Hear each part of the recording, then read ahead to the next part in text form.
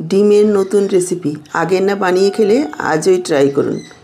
ডিমের এই রান্না থাকলে মাছ মাংসের দরকার হবে না। ভাত হোক বা রুটি সব কিছুর সঙ্গে অসাধারণ লাগবে। নমস্কার বন্ধুরা, আহারে বাহার রান্নাঘরের আরও একটা নতুন পর্বে আপনাদের সবাইকে স্বাগত। আজকে আমি দারুণ স্বাদের একটা ডিমের রেসিপি আপনাদের সাথে শেয়ার করব। ডিমের রেসিপিটা করার জন্য দেখুন আমি এখানে 8টা ডিম নিয়েছি। ডিমগুলোকে একটা বাটিতে ভেঙে নিচ্ছি। দর্শক বন্ধুরা, আজকের পুরো ভিডিওটা দেখুন, আশা করছি আপনাদের নিশ্চয়ই ভীষণ ভালো লাগবে। আর যদি ভালো লাগে অবশ্যই একটা লাইক করে শেয়ার করে দেবেন। দেখুন ডিমগুলোকে ভেঙে নিয়ে আমি সাইডে রাখছি। আপনি যদি ইউটিউব থেকে প্রথম দেখছেন তাহলে চ্যানেলটাকে সাবস্ক্রাইব করবেন, আর ফেসবুক পেজ থেকে দেখে থাকলে পেজটাকে ফলো করবেন। এদিকে দেখুন গ্যাস অন করে কড়াই বসিয়ে দিয়েছি আর দিয়ে দিচ্ছি সর্ষের তেল। এই রান্নাটা কিন্তু সর্ষের তেলেই বেশি ভালো লাগবে খেতে। আপনারা চাইলে আপনাদের পছন্দ অনুযায়ী যে কোনো রান্নার তেল দিয়েই করতে পারেন। তেল গরম হয়ে যাওয়ার পর আমি দিয়ে দিচ্ছি আলু। আমি এখানে 3টে আলু এইভাবে বড় বড় টুকরো করে কেটে রেখেছি, দিয়ে দিলাম। আলুটা পুরোপুরি অপশনাল, আপনারা চাইলে দিতেও পারেন নাও দিতে পারেন, তবে ডিমের মধ্যে একটু আলু দিলে খেতে ভালো লাগবে। এবার দিয়ে দিলাম একটু লবণ, দিয়ে দিচ্ছি হাফ চা চামচ হলুদ গুঁড়ো। গ্যাসের ফ্লেমটাকে মিডিয়ামে রেখে প্রায় 3-4 মিনিট সময় নিয়ে আলুগুলোকে একেবারে লালচে করে ভেজে নেব। একটু নাড়াচাড়া করে নিয়ে ঢাকা দিয়ে দিচ্ছি। ঢাকা দিয়ে ভাজলে অল্প সময়ে আলুগুলো ভাজা হয়ে যাবে। দেখুন প্রায় 3-4 মিনিট সময় নিয়ে ঢাকা দিয়ে আলুগুলোকে ভেজে নিয়েছি। এবার আলুগুলোকে তুলে রাখছি। আলু তুলে নেওয়ার পর বাকি যে তেলটা রয়েছে তার মধ্যে যোগ করে দিলাম 1 টুকরো দারচিনি, 3টে এলাচ। এলাচগুলোকে মুখটা একটু ফাটিয়ে দিতে হবে, তা না হলে ফেটে গায়ে আসবে। আর 3-4টে লং, একটা স্টার অ্যানিস। লো ফ্লেমে কয়েক সেকেন্ডের জন্য ভেজে নেব। ফোড়নটা একটু ভেজে নেওয়ার পর এখানে আমি যোগ করে দিচ্ছি পেঁয়াজ কুচি। এখানে 2টো মিডিয়াম সাইজের পেঁয়াজ এইভাবে ছোট ছোট করে কুচি করে দিয়েছি। একটু লবণ দিয়ে দিচ্ছি, এতে করে পেঁয়াজগুলো খুব তাড়াতাড়ি নরম হয়ে যাবে। এবার গ্যাসের ফ্লেমটাকে মিডিয়াম হাইতে রেখে প্রায় 3-4 মিনিট সময় নিয়ে পেঁয়াজগুলোকে একেবারে লালচে করে ভেজে নেব। দেখুন পেঁয়াজগুলোকে লালচে করে ভেজে নিয়েছি। খুব বেশি কড়া করে ভাজার প্রয়োজন নেই, পরেও ভাজা হবে। এবার আমি যোগ করে দিচ্ছি 1.5 চা চামচ আদা আর রসুনের পেস্ট। এখানে রসুন আর আদা সমান সমান রয়েছে। এবার কাঁচা গন্ধ যাওয়া পর্যন্ত আদা রসুনের পেস্টটাকে একটু ভেজে নেব। আদা রসুনের পেস্টটাকে কাঁচা গন্ধ যাওয়া পর্যন্ত ভেজে নিয়েছি। এবার আমি যোগ করে দিচ্ছি গুঁড়ো মশলা। হাফ চা চামচ হলুদ গুঁড়ো, 1 চা চামচ ধনের গুঁড়ো, 1 চা চামচ জিরের গুঁড়ো, হাফ চা চামচ লাল লঙ্কার গুঁড়ো। ঝালটা আপনারা নিজেদের পরিমাণ বুঝে দেবেন। আর 1 চা চামচ দিয়ে দিচ্ছি কাশ্মীরি লাল লঙ্কার গুঁড়ো। হাফ চা চামচ দিয়ে দিচ্ছি গরম মশলার গুঁড়ো। কাশ্মীরি লাল লঙ্কার গুঁড়োটা পুরোপুরি অপশনাল, আমি কালারের জন্য দিয়েছি, এতে কোনো রকম ঝাল হবে না। আপনারা চাইলে কাশ্মীরি লাল লঙ্কার গুঁড়োটা স্কিপও করতে পারেন। এবার একটু জল দিয়ে দিলাম যাতে গুঁড়ো মশলাটা না পুড়ে যায়। প্রায় 1-1.5 মিনিট এইভাবে নাড়াচাড়া করে কষিয়ে নেব। দেখুন প্রায় 1-1.5 মিনিট কষিয়ে নেওয়ার পর এখানে আমি যোগ করে দিচ্ছি 1 চা চামচ বেসন। এই বেসনটা দেওয়ার কারণে ঝোলটা সুন্দর ঘনও হবে আর টেস্টও ভালো হবে। তবে বেসনটাকে খুব ভালোভাবে ভেজে নিতে হবে যাতে কোনো রকম কাঁচা গন্ধ না থাকে। খুব ভালোভাবে ভেজে দেওয়ার ফলে বোঝাই যাবে না যে আপনি এখানে বেসন যোগ করেছেন, অথচ খেতে দারুণ টেস্ট হবে। যেহেতু বেসন দেওয়া হয়েছে সেজন্য মশলাটা একেবারে শুকনো হয়ে গেছে, তবে মশলাটা ভালোভাবে কষানো হয়নি। এখানে 2 থেকে 3 বার অল্প অল্প জল দিয়ে মশলাটাকে খুব ভালোভাবে কষিয়ে নিতে হবে।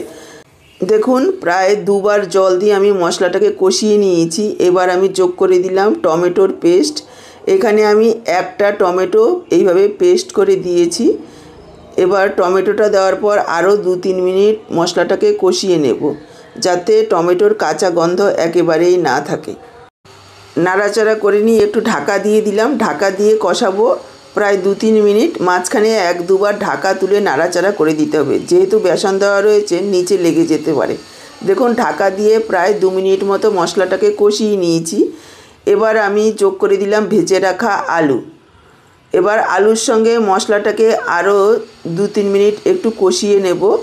এতে করে মশলাটা আরও কিছুক্ষণ কষানো হবে আর আলুর ভেতরেও মশলাটা ঢুকবে। দেখুন আরও 2-3 মিনিট আলুর সাথে মশলাটাকে কষিয়ে নিয়েছি। এবার আমি যোগ করে দেব জল। এখানে আমি 2 বাটি জল যোগ করে দিচ্ছি। জলের পরিমাণ যতটা ঝোল রাখবেন তার থেকে একটু বেশি পরিমাণেই যোগ করতে হবে। খুব ভালোভাবে মিশিয়ে নেব আর আরও 8 থেকে 10 মিনিট রান্না করে নেব। যেহেতু আলুগুলো একটু বড় সাইজের, সেদ্ধ হতে একটু সময় লাগবে। এদিকে দেখুন যে ডিমটা আমি ভেঙে রেখেছিলাম তার মধ্যে দিয়ে দিলাম প্রায় 1 চা চামচ পরিমাণ কালো গোলমরিচের গুঁড়ো। যেহেতু ডিমের পরিমাণটা একটু বেশি সেজন্য আমি 1 চা চামচ দিয়েছি। আপনাদের যতটা ডিম সেই পরিমাণ বুঝে কম বেশি করে দেবেন। আর দিয়ে দিচ্ছি পরিমাণ মতো লবণ। এবার সব কিছু একসঙ্গে খুব ভালোভাবে ফেটিয়ে নেব। দেখুন খুব ভালোভাবে ফেটিয়ে নিয়েছি। আর এদিকে একটা বড় বাটি নিয়েছি, তার মধ্যে দিয়ে দিলাম 1/2 চা চামচ পরিমাণ সরষের তেল। তেলটা খুব ভালোভাবে বাটির গায়ে লাগিয়ে নেব। তেল খুব ভালোভাবে বাটির গায়ে লাগিয়ে দিয়েছি। এবার আমি দেখুন ফেটানো ডিমটা বাটির মধ্যে ঢেলে দিয়েছি। এবার এই ডিমের ঝোলের মধ্যে বাটিটা এভাবে বসিয়ে দেব। যেহেতু নিচে আলু দেওয়া রয়েছে, বাটিটা ডুবে যাবে না, অথচ ঝোলটা বাটির নিচে লেগে থাকবে। এবার ঢাকা দিয়ে দেব। আপনারা যদি আলু না দেন তাহলে নিচে একটা ছোট বাটি অথবা প্লেট বসিয়ে দেবেন, তার উপরে বসিয়ে দিতে হবে, তাহলেই হয়ে যাবে।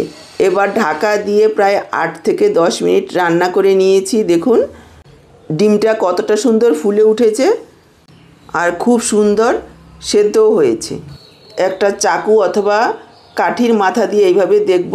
দেখুন চাকুর মধ্যে কিছুই লেগে নেই, তার মানে ডিমটা খুব ভালোভাবে সেদ্ধ হয়েছে। এবার বাটিটাকে নামিয়ে নেব। দেখুন এত সময়ে আলুটাও খুব সুন্দরভাবে সেদ্ধ হয়েছে আর মশলাটাও আরও একটু কষানো হয়েছে। এবার আমি দিয়ে দেব আরও একটু জল। যেহেতু ভাপা ডিম যোগ করব, অনেকটাই কিন্তু ঝোল টেনে নেবে, সেই পরিমাণ বুঝে এখানে জলটা যোগ করতে হবে। এখানে আমি আরও 1 কাপ জল যোগ করে দিচ্ছি। এবার একটা চামচের পেছন দিকটা অথবা চাকুর মাথা দিয়ে এভাবে ডিমটাকে একটু বাটির থেকে ছাড়িয়ে নেব। যেহেতু তেল দেওয়া হয়েছে খুব সহজেই বেরিয়ে আসবে, কোনো রকম অসুবিধা হবে না। এবার এইভাবে একটু উপর করলাম, দেখুন কতটা সুন্দরভাবে খুলে এসেছে। এবার আমি পিস পিস করে কেটে নেব। আপনারা যেমন খুশি ছোট বড় করে কেটে নেবেন। দেখুন আমি এইভাবে মিডিয়াম সাইজের করে কেটে নিয়েছি। কতটা সুন্দর তৈরি হয়েছে। চাইলে এভাবে ঝোলে দিয়ে দিতে পারেন, যারা কম তেল খেতে পছন্দ করেন তাতেও ভালো লাগবে, তবে এইভাবে ভেজে দিলে আরও একটু বেশি ভালো লাগবে। সেজন্য আমি একটা ফ্রাই প্যানে 2 চামচ তেল গরম করে নিয়েছি আর একটু ভেজে নিচ্ছি। উপরে সোনালি রং ধরা পর্যন্ত একটু ভেজে নেব, প্রায় 2 মিনিট মতো। দেখুন একটু লালচে রং ধরা পর্যন্ত ভেজে নিয়েছি। আর এদিকে পরে যে জলটা দিয়েছিলাম সেটাও খুব ভালোভাবে ফুটে গেছে। এবার ভেজে রাখা ডিমগুলো এর মধ্যে যোগ করে দিলাম, আরও একবার মিশিয়ে নেব। আর যোগ করে দেব 1 চা চামচ কসুরি মেথি ড্রাই রোস্ট করা। আমি শুকনো খোলায় একটু ভেজে নিয়েছি, আরও একবার মিশিয়ে নিচ্ছি। কসুরি মেথির গন্ধটা এই রেসিপিতে ভীষণই ভালো লাগবে। ঢাকা দিয়ে জাস্ট 2 মিনিট ফুটিয়ে নেব।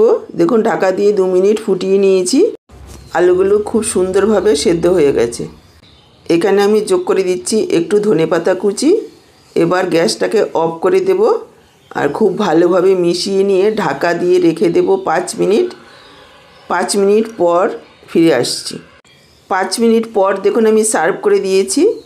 একেবারে তৈরি আমাদের ডিমের ভাপা কারি। এটা গরম ভাত হোক বা রুটি যা দিয়ে খাবেন না কেন ভীষণ ভালো লাগবে। তাহলে আজকে এই পর্যন্ত, আবার দেখা হবে নতুন কোনো রেসিপির সাথে। সবাই ভালো থাকুন, সুস্থ থাকুন। আপনাদের সবার সুস্থতা কামনা করে এখানেই শেষ করছি। সবাইকে অসংখ্য ধন্যবাদ।